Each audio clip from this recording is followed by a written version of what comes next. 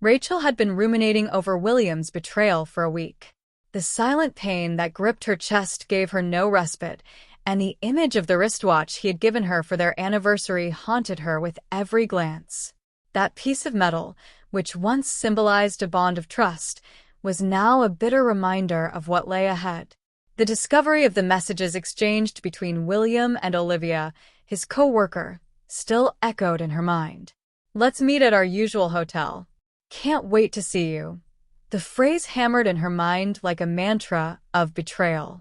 On one of those days laden with uncertainty, Rachel arrived home early from work, hoping for a moment of peace to think.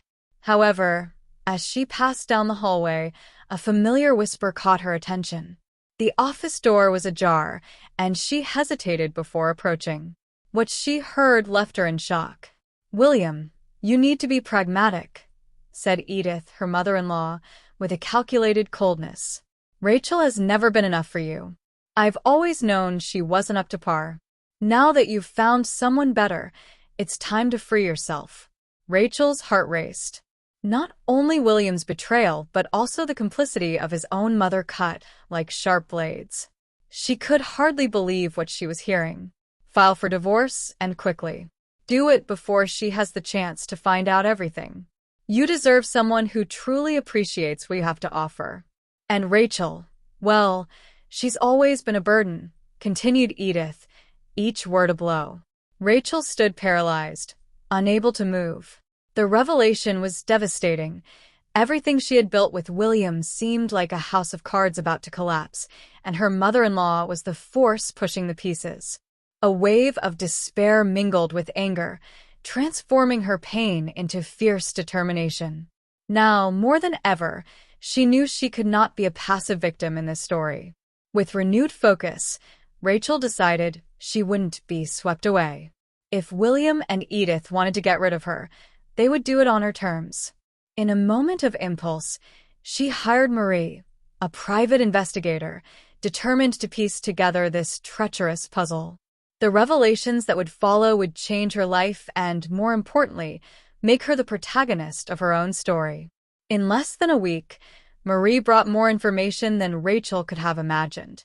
William was not only cheating but was also embezzling large sums of money from the family business to fund expensive meetings with Olivia. Luxury trips, dinners, gifts, all at the expense of the hard work Rachel had helped build. It was more than betrayal. It was a crime. Rachel looked at the photos taken by Marie, the bank statements, and the hotel reservations, all laid out on the table. The investigator settled into the chair next to her, closely observing her reaction. "He's nothing but an amateur," said Marie with disdain, pointing out how careless William had been in transferring funds to accounts in his name. Rachel sighed, feeling a mix of anger and frustration. But there was also a renewed strength within her.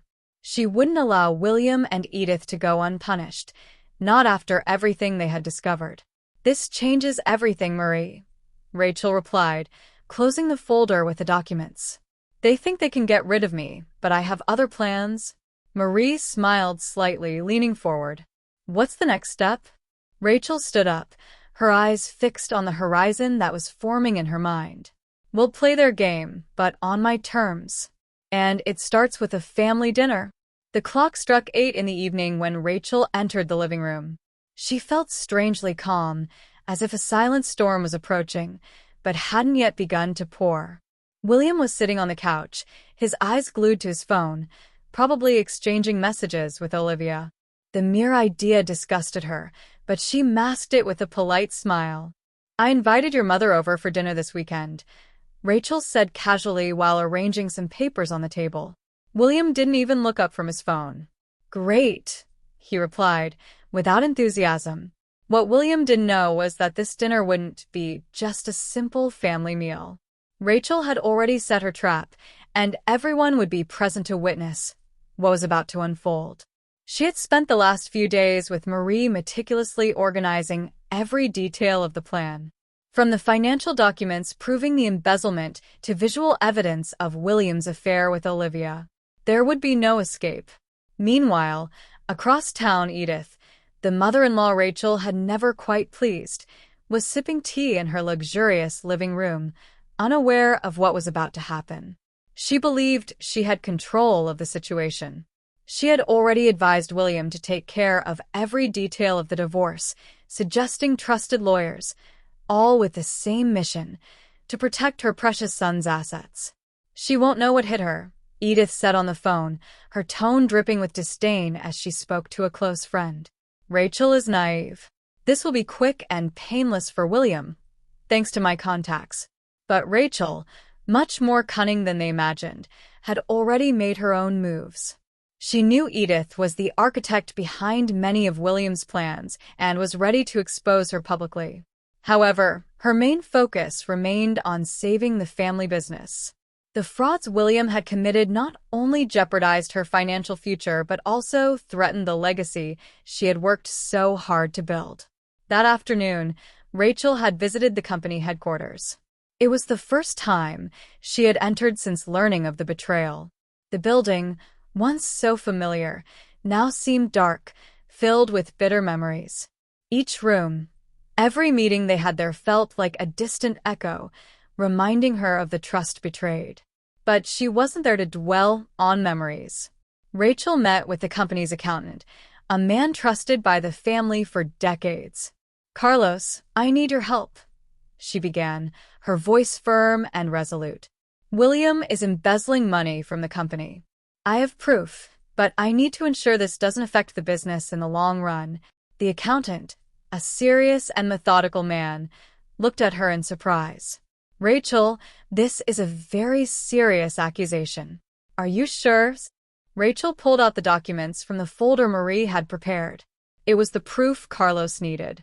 She watched as he flipped through the papers, his expression shifting from disbelief to shock. "My God, this is serious," he finally murmured. "If this goes forward, William could end up in prison." "And he will," Rachel replied without hesitation. "But first, I need to ensure the company remains intact. I will take control of the finances and restructure whatever is necessary."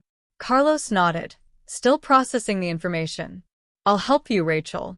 You are the right person to lead this. But be careful. William won't take this easily. He won't have a choice," she said with determination, standing up to leave. "He's underestimated me for far too long." That night, Rachel returned home with a renewed vigor. The plan was in motion, and she was prepared for any consequences. The family dinner would be the climax, the moment when all masks would fall, and William and Edith would be forced to face their lies. However, as Rachel prepared to expose William's betrayal, Olivia was making an unexpected decision. She had started to feel uncomfortable with the situation. The lies, the secret trips, the dinners funded with embezzled money. All of it weighed heavily on her conscience. Olivia knew she wasn't innocent, but she also didn't want to be an accomplice to a crime. In recent days, she had been avoiding William, coming up with excuses to not meet. "This isn't going to end well," she murmured to herself, looking at her reflection in the mirror. Her face appeared pale, burdened by guilt. It was then that she made a risky decision. She would go to Rachel. Olivia had spent hours thinking about what to say and the impact her words would have. She knew Rachel might hate her, but she also knew that somehow this was the right thing to do. On a rainy night, Olivia parked her car in front of Rachel's house. Her heart raced, but she took a deep breath, determined to tell everything. When Rachel opened the door, her eyes widened at the sight of Olivia standing there, drenched by the rain. "What are you doing here?" Rachel asked, surprised but with a cold voice. Olivia hesitated, nervous, but she knew there was no turning back. "I need to talk to you about William and what he's doing." Rachel crossed her arms, showing no sign of surprise. "Come in," she said, her voice laden with anticipation. She knew Olivia had much more to say than simple apologies. Inside the house, the two women sat facing each other. The tension in the air was palpable. Rachel looked directly into Olivia's eyes, waiting for her to begin. And then, finally, the truth began to unfold. Saturday arrived with a clear sky, contrasting with the gloomy atmosphere forming inside Rachel's home. It was the day of the family dinner, and as she finished the preparations, the weight of anticipation rested on her shoulders. William, oblivious to the plan unfolding, acted as if it were just another routine evening. Edith, on the other hand, was radiant. In her mind, this dinner would mark the beginning of her son's liberation, the first step in getting rid of Rachel and ensuring that William maintained control over the family estate. Rachel, however, was ready. The carefully organized evidence was stored in the folder on the counter, and Marie, the investigator, remained on standby, ready for any eventuality. After her tense encounter with Rachel, Olivia had provided more details about her meetings with William and the embezzlement. She was willing to testify if necessary and would help expose the truth at the dinner. At 7 o'clock, the guests began to arrive. Edith was the first, with her usual haughty posture and a condescending smile on her face. She approached Rachel and gave her a quick kiss on the cheek, but her eyes revealed her disdain. "You look wonderful, Rachel," said Edith, her voice sweet but full of hypocrisy. "It's good to see that, even in tough times, you maintain your composure." Rachel smiled back, controlling the urge to respond in kind. "Thank you, Edith. Tonight is going to be an unforgettable night," she replied, with a tone that only she fully understood. Shortly after, William arrived casually, as if nothing was out of place. He glanced at Rachel for a brief moment, his eyes assessing her, but he showed no suspicion. Perhaps he was so confident in his plan, supported by his mother, that he had no idea what was about to happen. The dinner began quietly, with superficial conversations about business, mutual friends, and future plans for the company. William maintained his usual demeanor of a successful businessman, while Edith spoke about how the times demanded swift measures and firm decisions. It was obvious to Rachel that they both believed this night would mark the beginning of the divorce process, where they would dominate the narrative and terms. However, when dessert was served, Rachel took the first step. She stood up slowly, holding her wine glass in one hand. William and Edith watched her, curious. "Before we end the evening, I'd like to share something with everyone," Rachel began, her voice calm and controlled. William's eyes narrowed, and Edith frowned, clearly suspicious of the change in tone. "In recent months, I've discovered some unsettling things that change the way I see our relationship and our business," Rachel continued, looking directly at William. He shifted in his seat, but still tried to maintain his composure. "What are you talking about, Rachel?" William asked, forcing a nervous smile. Rachel slowly walked to the table, picking up the folder she had set aside. "I'm talking about this," she said, throwing the folder onto the table. "Evidence of your affair with Olivia and the embezzlement from the family business." The impact of her words was immediate. William's smile vanished, and his expression shifted from surprise to a mix of anger and disbelief. "This is ridiculous," he said, trying to mask his shock. "You're crazy, Rachel." Edith intervened, her voice filled with indignation. "You won't throw these baseless accusations here, Rachel. My son would never do something like that." Rachel, however, was prepared for that reaction. She opened the folder and pulled out a series of documents, placing them on the table for both to see. "Here are the transactions you made to finance your meetings with Olivia, William. And more. The money you embezzled from the company, hiding your movements in false accounts." William grabbed the papers with trembling hands, quickly flipping through them, his expression increasingly desperate. Edith, still denying in her mind what she was seeing, crossed her arms. "This is some farce you invented to tarnish William's image." "This won't work, Rachel." Rachel stepped closer, her eyes fixed on Edith. "I know you're involved in this, Edith. I know you advised William to prepare for a quick divorce and protect his assets. I know you knew everything from the start." Edith's face went pale. She tried to maintain control, but the truth was laid bare for everyone to see. "You've always underestimated me," Rachel continued, her voice firm. But now everyone knows who you really are."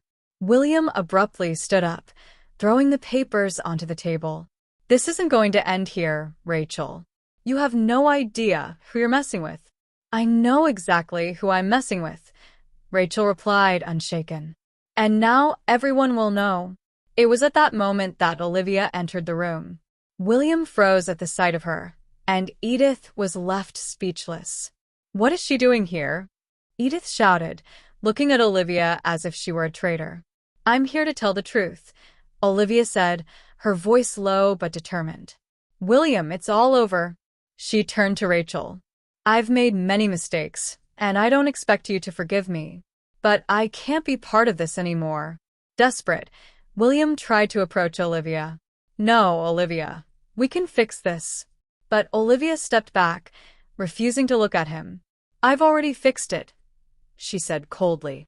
Rachel looked at William and then at Edith. Their plan had crumbled.